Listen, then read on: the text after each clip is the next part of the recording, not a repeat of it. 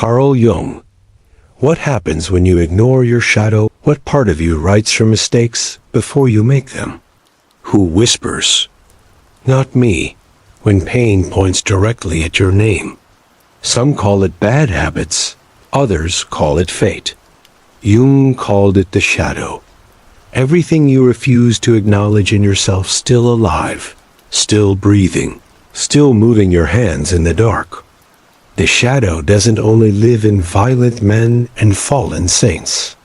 It hides under gentle smiles and polished resumes, behind charity and prayer, and the casual tone of someone who insists they are not like that. You do not outgrow your shadow by being good. You only starve it of your attention until it learns a more cunning way to feed. We are all taught to edit ourselves. We learn the face that pleases parents, teachers, bosses, lovers. We present a version of ourselves, a persona, and the world rewards the mask. But the truest things in us do not vanish when dismissed. They sink, hush, wait. Jung once observed that everyone carries a shadow, and the less it is embodied in our conscious life, the blacker and denser it becomes. Neglected, it hardens like sediment and turns the stream. Imagine a house you call your life. There are sunlit rooms where visitors drink tea and praise your art. There's a study where you keep your certificates, and a kitchen where your kindness bakes bread. But somewhere in this house is a locked door. You walk past it daily. You have learned not to hear the faint tapping from the other side. In your brightest hours, you say you were always meant to live in light. Yet people who love you most sometimes flinch, as if the wind shifts strangely near you. A glass slips. A friend makes a joke that feels like a knife. Someone suggests you are not always as you appear. Inside, a trembling. Who dares to say the quiet, forbidden thing, "There is more to you than you want to know"? When you ignore your shadow, it doesn't vanish. It goes underground, into your dreams, into your slips of the tongue, into your sudden certainty about what is wrong with everyone else. It appears in the thrill of your outrage and the secret relief of a scapegoat. It appears when you're tired, when you drink, when you are praised too quickly or insulted too long.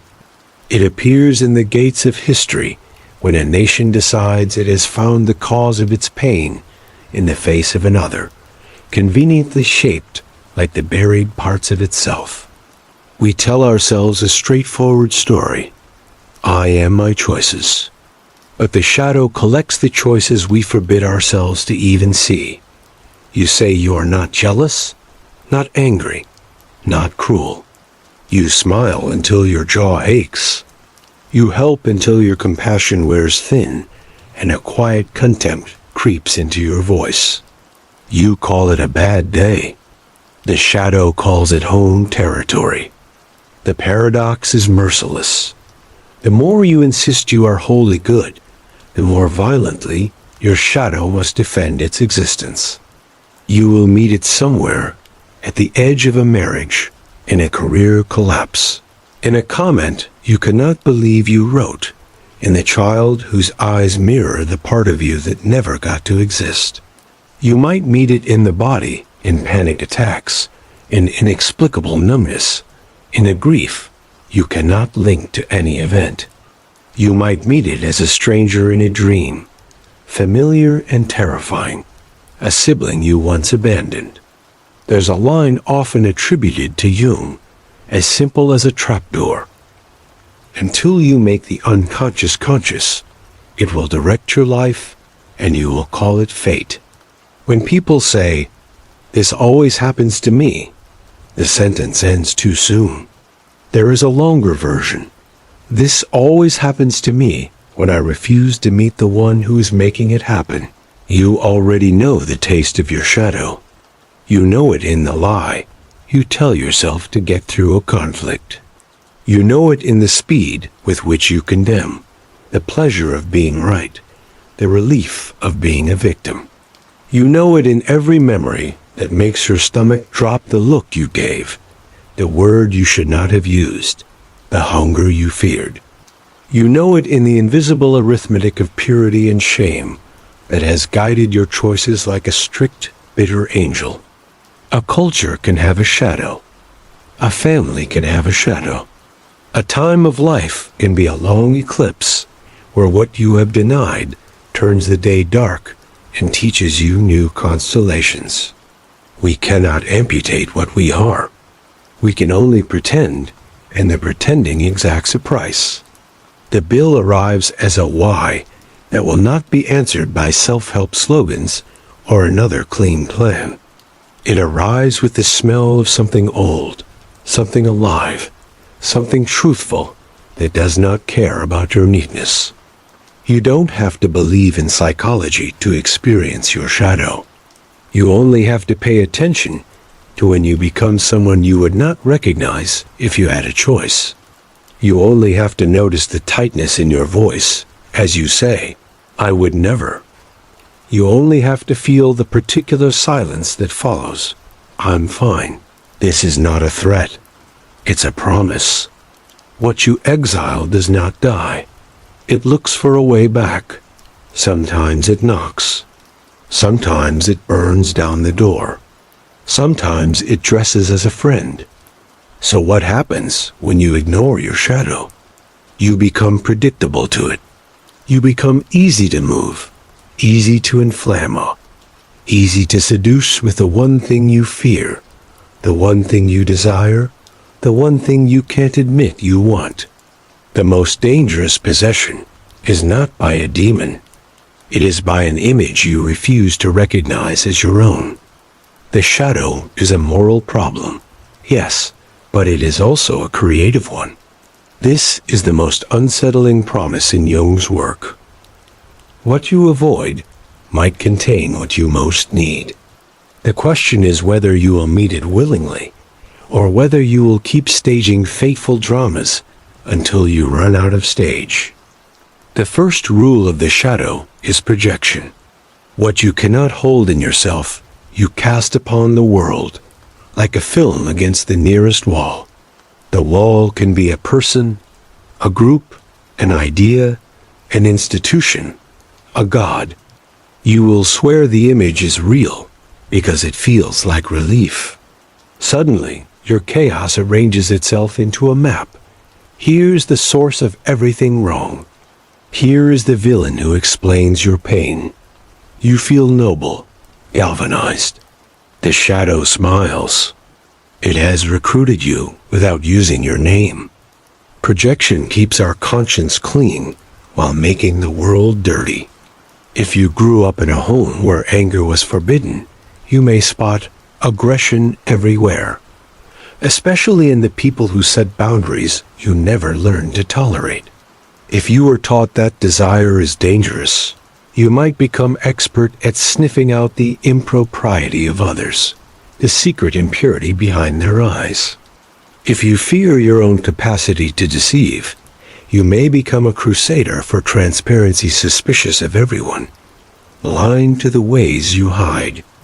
On a public scale, projection becomes politics, and politics becomes theater. Whole populations pour their private shadows into the shapes of strangers.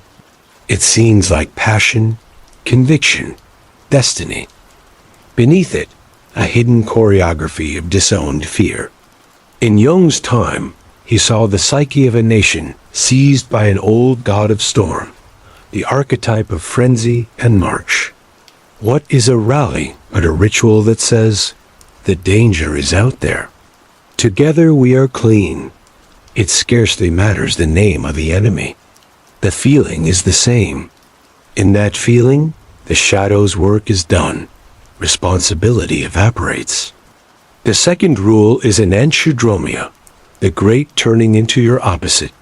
In the Greek Thales, a path pursued to its extreme becomes its reversal.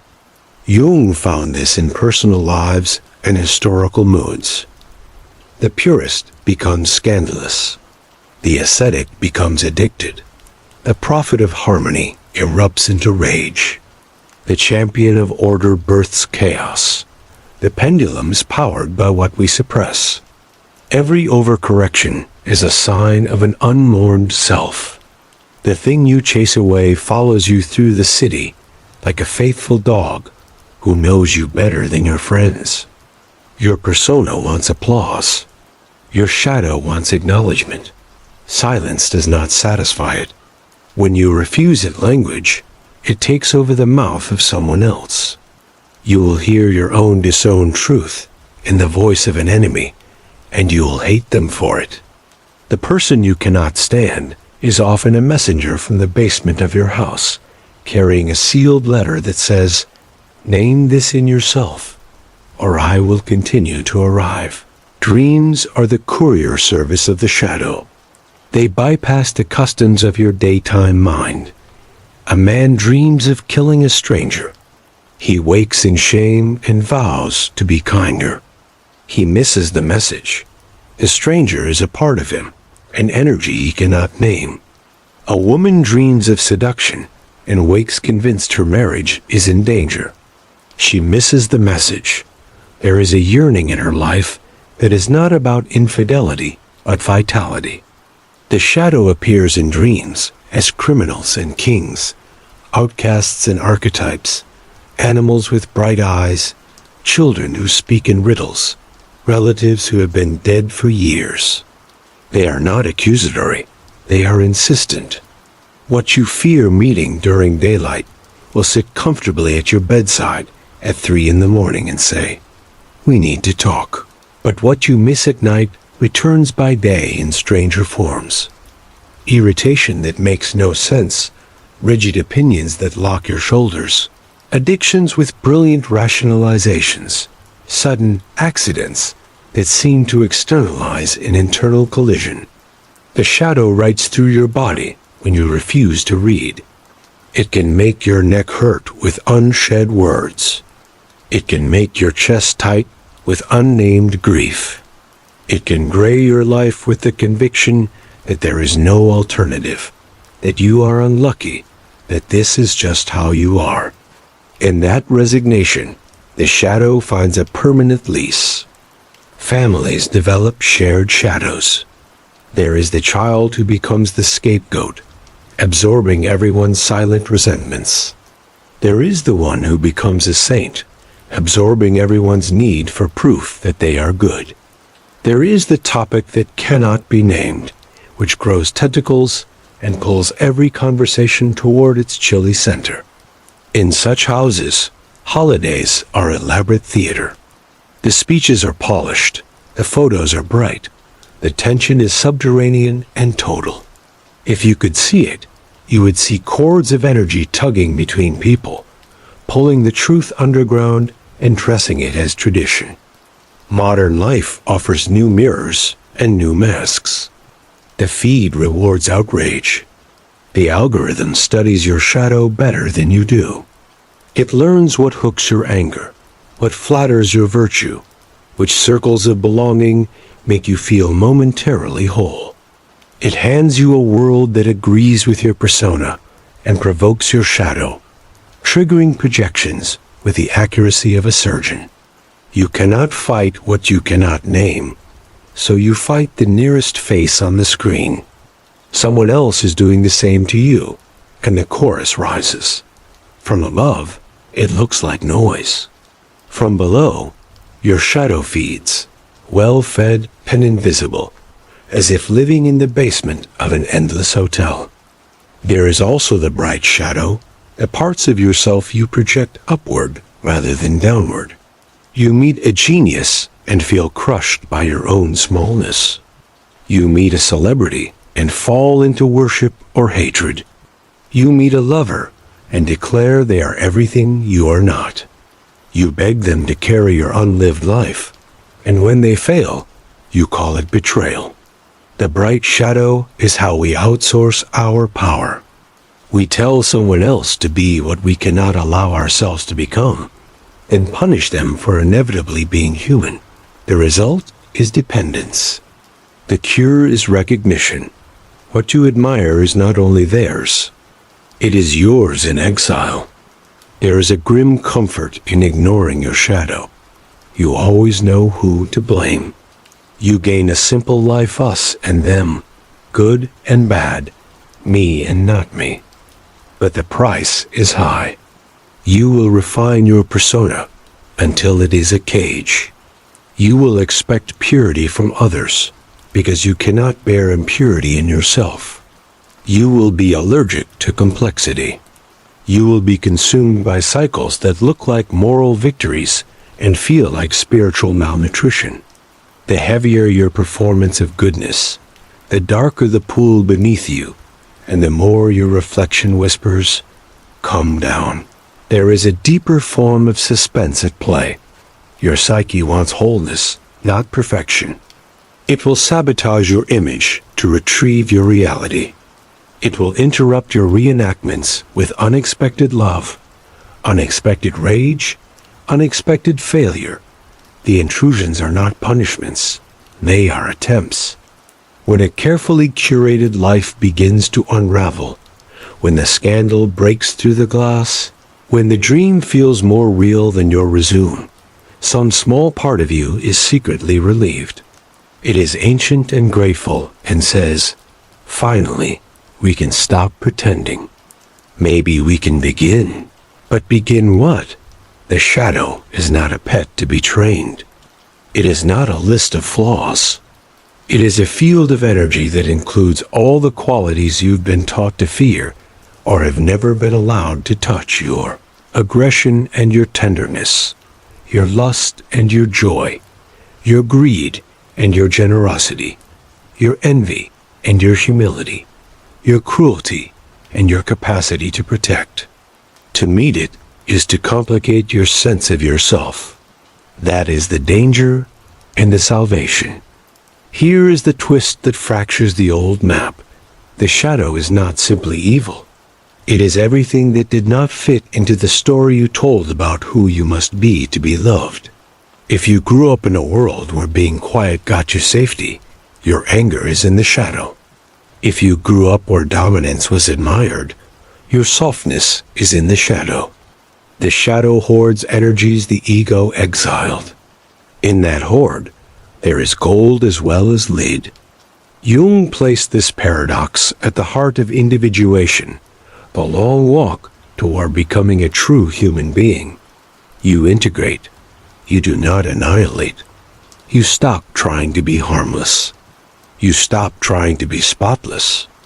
You let yourself be a person who could, in theory, be terrible, and you learn how to be trustworthy with that power. This is the essence of morality for adults. Not the absence of teeth, but the conscious bearing of them. Where did the gold go? Into the shadow went your capacity to draw boundaries without apology. Your appetite for life that someone once called selfish. Your contrarian thinking that was shamed as disloyalty. Your erotic language that nobody taught you to speak in public or in private. Your courage to displease. Your curiosity about what you were told to keep sacred and distant. Into the shadow also went your unwanted tenderness. The part of you that wanted to cry in front of harsh fathers. The part that wanted to rest in a world addicted to performance.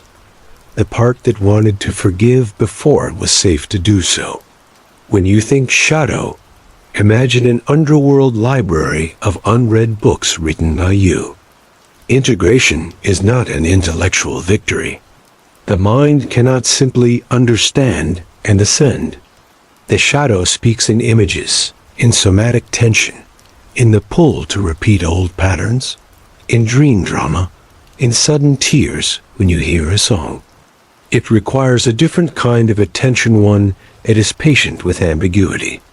Jung used methods like active imagination, where you consciously dialogue with figures from your dreams, giving them speech and listening to your own surprise. Sit with the critic in your head and ask what it guards. Ask the seductress what she wants beyond conquest. Ask the judge why it fears mercy. If you do this sincerely, you will notice a shocking thing. The figures loosen and become more human. Their edges blur.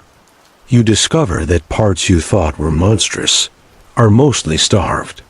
You discover the guard dogs of your psyche do not want to kill you. They want to be relieved of a job they took when you were too small to choose. There is a saying in Jung's circles: no tree, it is said, can grow to heaven unless its roots reach down to hell. He did not mean literal hell.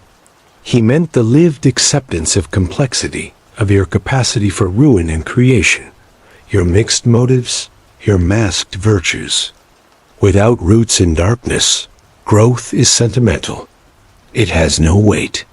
You become fragile in applause and brittle in criticism. When the first storm comes, you fall.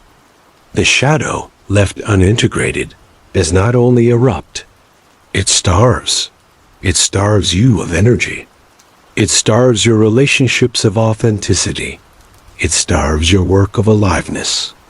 You can be wildly successful and feel like a ghost inside your own bio, because the best parts of you are smuggled into fantasies, into secret online lives, into weekends that feel like you escaped a prison you built. The split consumes you. It turns you into an actor who memorized the lines too well. What happens if you stop ignoring? You begin to reclaim what is yours. You notice that the person who intimidated you is often carrying your unlived authority. The person who dazzled you is carrying your unlived creativity. The person you hated with rare intensity is carrying your disowned wound. When you take an inch of this back, 1 inch of voice, 1 inch of honest desire, your projections recede. The world becomes less crowded by your exiles. People become people again, not carriers of your missing pieces. In history, we see this process or its absence written in blood. A culture that cannot own its shadow will look for purity and end in violence. A culture that can own it becomes capable of paradox, justice without vengeance, power without domination, freedom without denial of responsibility. When societies recover from mass psychosis, they do not simply change leaders. They change mirrors. They teach children to endure ambivalence, to say, "I was wrong," without collapsing, to hold boundaries without cruelty, to honor dreams without being ruled by them. If this sounds idealistic, consider the alternative. The cyclical catastrophe of denial and projection, the recurring theater of innocence and punishment that ages a nation as surely as it ages a man. Integration is also limiting in the best way. You stop pretending you are everything. You take responsibility for your specific shadow, not the entire world's. You stop lecturing strangers and start tending to your actual life, the person you snapped at, the avoidance you practice with bills and bodies, the apology you owe your own younger self. You become less interesting to the algorithm and more interesting to the few people who matter. You rediscover boredom, privacy, depth. You recognize the crucial distinction between secrecy and intimacy. Secrecy hides. Intimacy includes. A warning: the moment you decide to meet your shadow, it often fights back. The psyche loves its grooves. Your oldest strategies will return with gifts and threats. Be good, it says, and we will keep you safe. Be pure, and we will keep you loved. Be exceptional, and we will keep you from being ordinary. Refuse, and we will flood you with shame. The counterintuitive move is gentleness. You do not conquer the shadow with ferocity. You disarm it by refusing to humiliate yourself for being human. You stop making war in your name. The revelation at the center is not mystical. It is practical. The things you hate in yourself are not going away. The question is whether you will learn to wield them. Think of anger, unintegrated, it burns and destroys. Integrated, it becomes boundary, clarity, protection. Think of envy. Unintegrated, it corrodes and plots. Integrated, it points toward unlived potential. Think of fear. Unintegrated, it paralyzes or drives manic control. Integrated, it keeps you alive, makes you humble, teaches attention. Integration is transmutation. You do not lose the lead. You change its use. When Jung spoke of the self, he meant a center larger than the ego, a pattern of wholeness that the psyche moves toward, like plants move toward light. The shadow is part of this wholeness. To reject it is to reject your own design. To accept it is not to excuse every impulse, but to seat it at the table, to name it when it speaks, to ask it to help carry the weight of a life. From this place, you will surprise yourself less. You will bring more weather inside, more rain and more sun, more roughness and more softness. People will sense it. They may not like it. They may prefer the mask, but they will trust you more, strangely, because you no longer seem to be hiding a loaded room behind your eyes. Let's step out of theory and into the rooms where this happens. A woman in her 40s stands at a sink, washing a pan. A sound of water fills the kitchen. She thinks she hears her child mutter something behind her, something small, something disrespectful. The flash inside her is disproportionate, a flare that startles even her. She grips the pan too hard. In that second, she sees not her child, but the face of a parent who policed her own childhood like a warden. Shame follows like a shadow. Later that night, she dreams she is in a museum of broken mirrors. In each shard, her face is older, younger, furious, terrified. A girl takes her hand and leads her out of the hall to a courtyard where a sapling grows in a cracked pot. The girl says, "Nobody watered me." She wakes with a taste of iron in her mouth. She does not despise herself. She does not congratulate herself. She sits at the table and writes, "I am learning how to carry heat without burning my children." This is what it looks like to stop ignoring. The thread between past and present is held without melodrama, the energy named without violence. A man at the top of his profession sits in his car outside a conference and cannot go inside. His hands are cold. His heart gallops.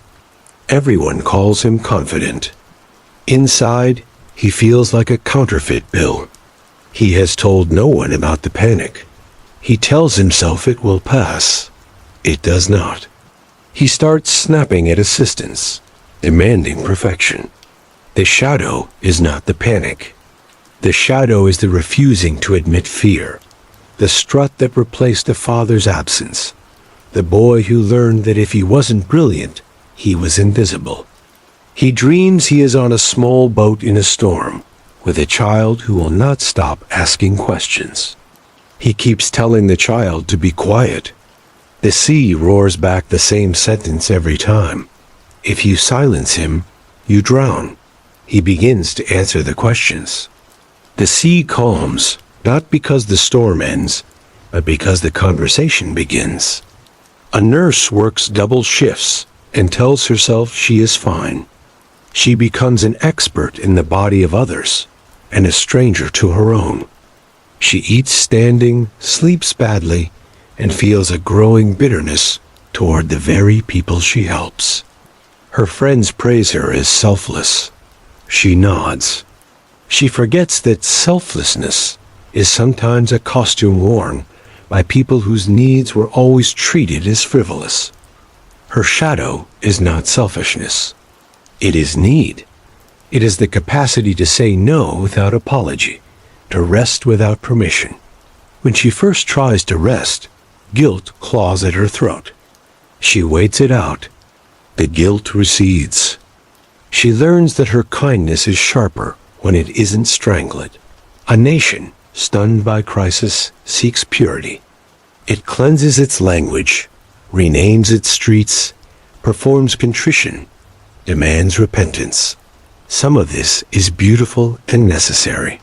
Some of it is theater. Beneath the theater lives the same old fear. If we can just rid ourselves of the last trace of wrongness, we won't have to face the ongoing work of being wrong and repairing, again and again.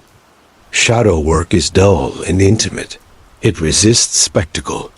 It is a grandmother whispering to her grandchild that people who hurt others are to be stopped. Yes, and also that people who hurt others bear a resemblance to all of us. It is a classroom where a child learns to apologize without collapsing into self-hatred and to forgive without denying responsibility. It is the slow, unphotographable shift of a culture that accepts complexity as a civic virtue. When you stop ignoring your shadow, grief arrives. Grief for the years you lived half a life. Grief for the damage done while you were asleep at your own wheel. Grief for the versions of you that developed to survive, beautifully engineered, unbearable to keep. You might feel rage like a weather system. You might feel tenderness so deep it terrifies you. This is the emotional gravity of becoming human rather than a role. It is not a romance. It is a labor. It is washing the floor after a flood, sifting the mud for small heirlooms that somehow did not break. Shame will try to sabotage this labor. It will tell you that acknowledging your shadow means you are bad. Your shadow will agree, gleefully, because it prefers melodrama to dialogue. But if you look closely, shame is a young emotion. It learned its lines early. It confuses exposure with annihilation.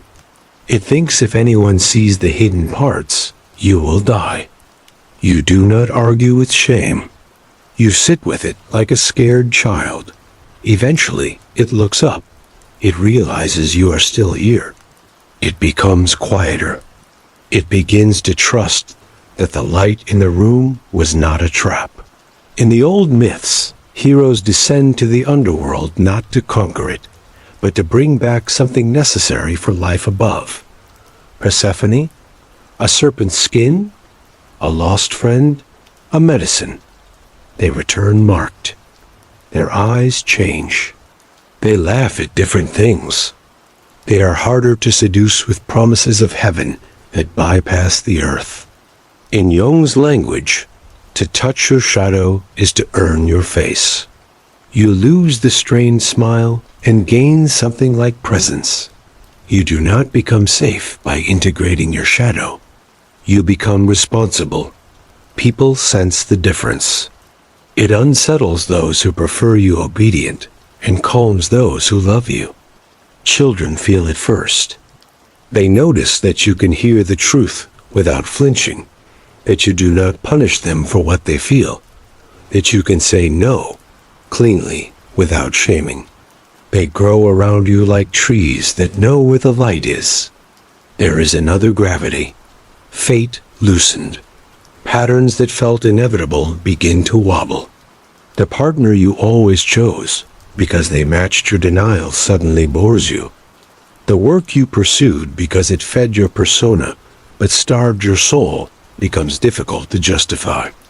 The feud you carried like a family heirloom becomes heavy in your hands. The apology that would have been impossible last year becomes possible. A life that was a series of defenses begins to make room for art. Your shadow will not disappear. It stops needing to trip you. It would rather collaborate. If this sounds like redemption, keep your skepticism. Integration rarely looks heroic. It looks like learning to say, "You're right. I was cruel there," and then repairing, not groveling. It looks like saying, "I am envious," and then asking what the envy is pointing toward.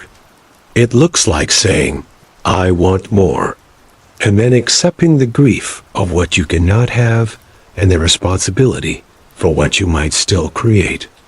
It looks like listening to the figure in your dreams until it changes shape and tells you something you are not expecting at all. The end of ignoring is not a finish line. It's a new capacity to feel the weather without losing the sky. It is a little more humor about your own seriousness, a little more seriousness about your own impact. It is the moment in the kitchen where you still feel the flare, and still put the pan down, turn around, and kneel to look your child in the eyes and say, "I lost my temper. That wasn't fair." A human being learns something. The shadow, seeing it has been seen, relaxes a fraction. Somewhere in the house, a locked door opens a centimeter. Cold air comes out. The air of another room. So what happens when you ignore your shadow? You keep handing your life to strangers. You keep feuding with your own reflection. You keep calling the oldest traps bad luck. You keep asking for guarantees that never arrive. You keep the basement locked and wonder why there is a smell. But if you begin to turn toward it slowly, imperfectly, you risk a different fate. Responsibility, aliveness, and the loss of a certain kind of innocence that was never innocence, only ignorance with pretty manners. The person who stops ignoring their shadow does not become saintly. They become particular. They become heavy enough to withstand their own contradictions. They can say, "I am capable of harm," and mean it without self-destruction.